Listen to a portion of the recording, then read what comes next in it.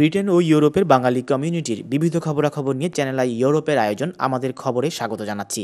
বার্তাকক্ষে আপনাদের সাথে রয়েছি আমি তানভীর আহমেদ। বাংলা সাহিত্যের দুই কর্ণধার বিশ্বকবি রবীন্দ্রনাথ ঠাকুর ও জাতীয় কবি কাজী নজরুল ইসলামের জন্মজয়ন্তী উপলক্ষে রবিবার জার্মানির অফেনবাখ শহরে বিনোদন বাংলা স্কুল কক্ষে বিনোদন বাংলা স্কুলের শিক্ষার্থীরা সাংস্কৃতিক অনুষ্ঠানের আয়োজন করে।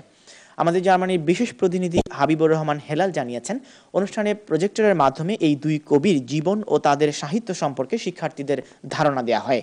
পরে রবীন্দ্রনাথ ও নজরুলের গান, কবিতা ও নৃত্য পরিবেশন করা হয়। সংগঠনের চেয়ারম্যান খসরু খান বলেন, জার্মানিতে জন্ম নেওয়া নতুন প্রজন্মকে আমাদের গৌরবময় সাহিত্যের সাথে পরিচয় করিয়ে দেওয়ার জন্যই এ ধরনের অনুষ্ঠানের আয়োজন গুরুত্বপূর্ণ ভূমিকা পালন করবে। সাংস্কৃতিক আয়োজনে রবীন্দ্র ও নজরুল সঙ্গীত পরিবেশন করেন নিম্মি কাদের ও তাপসী রায়। আজকে রবীন্দ্রনাথ ঠাকুর এবং কাজী নজরুল ইসলামের জন্মজয়ন্তী বিনোদন বাংলার স্কুলের ছেলেমেয়েদেরকে নিয়ে এখানে উদযাপন করলাম। এই অনুষ্ঠানটা আমরা প্রতি বছর এই কারণে করি যে আমাদের প্রজন্ম যারা এদেশে আছেন তাদেরকে আমাদের কৃষ্টি, কালচার, আমাদের সংস্কৃতি, আমাদের ভাষা, আমাদের কবিদেরকে, লেখকদেরকে পরিচিত করার জন্য আমাদের মূল এই অনুষ্ঠানগুলো আমরা প্রতি বছর বিভিন্নভাবে করে থাকি।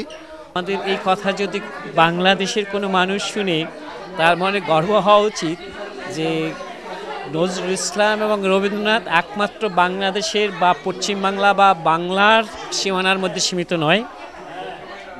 বাংলার মানুষরা যত বিদেশে আছে, বিশেষ করে জার্মানি এবং জার্মানির এই অংশেই ওপেন ওয়ার্কিং, তারা এই জগৎটাকেও একটা ছোট বাংলাদেশ তৈরি করেছে। বার্তাকক্ষে এই ছিল আমাদের আজকের আয়োজন। পরবর্তী সংবাদ দেখার আমন্ত্রণ জানিয়ে বিদায় নিচ্ছি। আল্লাহ হাফেজ।